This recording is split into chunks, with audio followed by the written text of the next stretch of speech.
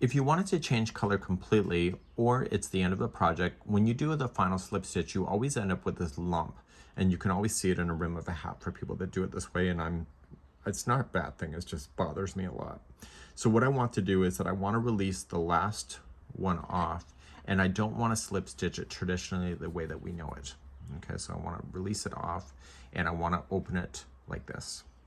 So instead of finishing this last stitch, I'm going to use this and I'm going to pull up on it so that this strand comes out of this right here.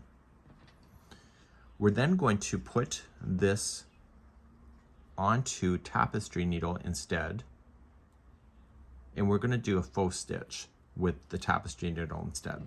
So if this is the very last thing of your, like a hat, then what you can do is that look at the dimension of the stitches that you see, and you're going to take the strand into the very first stitch, and you're going to go from back to front like this, and you're going to pull that through, but don't pull it to the point where it's so tight that you don't know what's going on. And you're going to pull it to about the same length of what you see. And now you're going to go down through where this is coming out of and towards the back of your project. And when you pull on this, you want this stitch to be very similar to what you're already seeing. Okay, so you're creating an extra stitch here. So then you're just going to secure in your tails then on the back side just by weaving it in.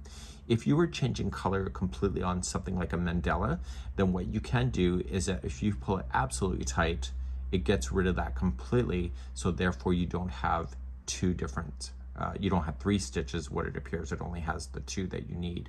So it's called an invisible join for that reason. So if you're finishing a project, I recommend finishing it like that.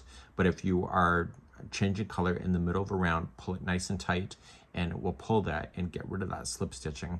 And you can only do that if you're changing out your yarn completely. So if the slip stitching really truly bothers you and you're continuing the same color, it's a way of doing it, but it will cause you to do more work. But that's something that you can do.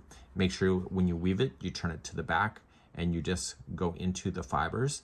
And when you're weaving back and forth, just don't go in between the strands. Make sure you're splitting the fibers, including even just going into the partial of a strand that is making up that tail and going back 3 times.